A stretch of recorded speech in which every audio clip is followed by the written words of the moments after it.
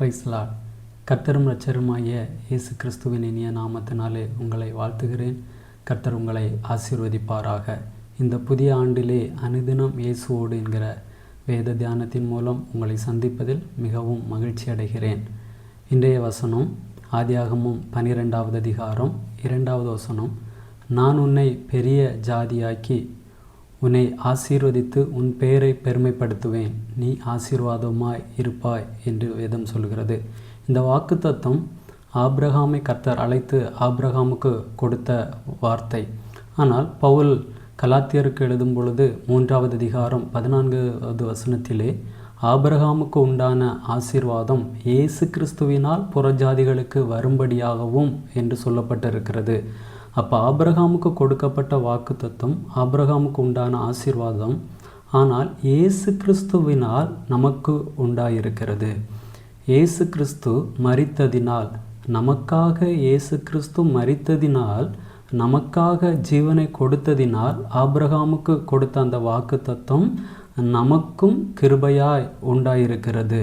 அப்போ இந்த வாக்குத்தத்தத்தை நாம் சுதந்தரிக்க இயேசு கிறிஸ்துவை கிட்டி வரும் பொழுது, இயேசுவினிடத்தில் வரும் பொழுது, இயேசுவை சொந்த இரட்சகராக ஏற்றுக்கொண்டு இயேசுவினிடத்தில் வருகிறவர்களுக்கு இந்த வாக்குத்தத்தத்தை சுதந்திரமாக கர்த்தர் கொடுக்கிறார். அப்போ ஆபிரகாமுக்கு கொடுக்கப்பட்ட இந்த வாக்குத்தத்தத்திலே கர்த்தர் உன்னை ஆசீர்வதித்து உன் பெயரை பெருமைப்படுத்துவேன், நீ ஆசீர்வாதமாக இருப்பாய் என்று சொல்லப்பட்டிருக்கிறது.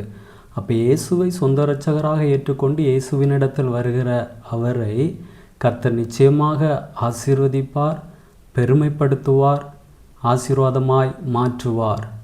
அப்போ இயேசுவை சொந்த இரட்சகராக ஏற்றுக்கொள்ளுங்கள்.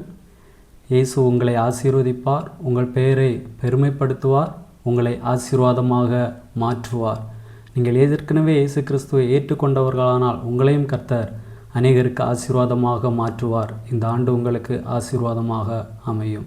ஜெபிக்கலாமா? நல்ல தகப்பனே, எங்களோடு கூட பேசின நல்ல வார்த்தைகளுக்காக உங்களை நன்றியோடு துதிக்கிறோம், ஸ்தோத்தரிக்கிறோம் அப்பா. இந்த வார்த்தையின்படி ஒவ்வொருவரையும் ஆசீர்வதிப்பீராக. இந்த ஆண்டு எங்களுக்கு ஒரு நல்ல ஆசீர்வாதமான ஆண்டாக மாறட்டும்.